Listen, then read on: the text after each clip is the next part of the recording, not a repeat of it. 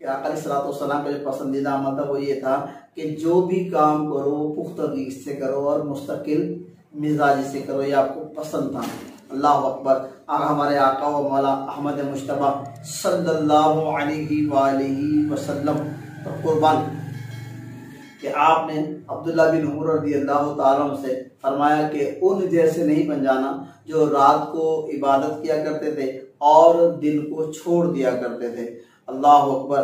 प्यारे इस्लामी भाई, इसी तरह अगर हम थोड़ा सा जायज़ा लें कि हमारे बुजुर्गान दिन किस मुस्तकिल मिजाजी के साथ अपनी इबादत और इयादत पर गामजन रहा करते थे कि कुर्बान जाइए कि हज़रत उस्मान ने गनी रज़ियल्लाहु ताला मुस्तकिल आदत थी कि एक ही रकात में पूरा कुरान पाक ख़त्म फरमा दिया करते थे। आपकी ये आदत थी और मुस्तकिल मिजाजी के साथ आप ये अपना अमल किया करते थे। हुज़ूर गौसे आज़म रहमतुल्लाहि अलैहि को ले लीजिए कि इशा के वज़ू से फजर की नमाज 40 साल तक मुस्तकिल मिजाजी के साथ 40 साल तक रात में नवाफिल भी पढ़ते, कुरान पाक की तिलावत भी करते और जिक्र अस्कार भी करते और 40 साल तक इशा के वज़ू से फजर की नमाज अदा करते रहे। इसी तरह इमाम अहमद बिन हम्बल रहमतुल्लाह ताला अलैहि को ले लीजिए, आप रोजाना रात को 300 नवाफिल रोजाना मुस्तकिल मिजाजी के साथ नवाफिल अदा करते थे। हज़रत साबित बुरानी रहमतुल्लाह ताला अलैहि को देख लीजिए कि आप 30 साल तक आपका ये तरीक़ेकार रहा कि आप सारी रात नमाज अदा करते थे। अल्लाह अकबर। और इमाम आज़म अबू हनीफा रहमतुल्लाह ताला अलैहि के तो क्या कहने कि आप पर दीन का ऐसा गलबा था, ऐसी कोशिश हुआ करती थी कि सारी रात इबादत किया करते थे और तहज्जुद की नमाज पढ़ा करते थे। यहाँ तक कि 30 साल तक आपका यही अंदाज रहा।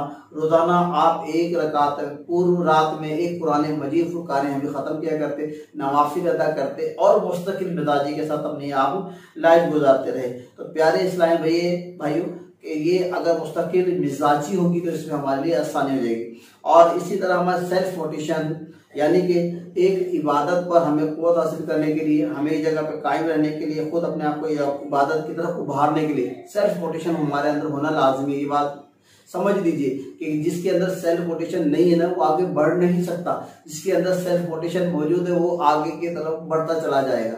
इस बात को समझिएगा और कभी इस पर गौर कीजिएगा कि ये बुजुर्गान दीन रहमुल्लाह मुबीन इस मकाम तक ये पहुंचे कि इनके अंदर सेल्फ मोटिवेशन थी, वो आगे बढ़ना चाहते थे, तवज्जो करना चाहते थे। और हम लोग थोड़ी सी इबादत करके थोड़े दिन बाद कमजोर हो जाते हैं, यानी ये वो मसला नहीं, इसीलिए हम लोग पीछे हैं। अगर हम अपने बुजुर्गान दीन रहमुल्लाह मुबीन के नक्शे कदम पे चले तो हमेशा ये आगे की तरफ बढ़े, बैक नहीं हुए।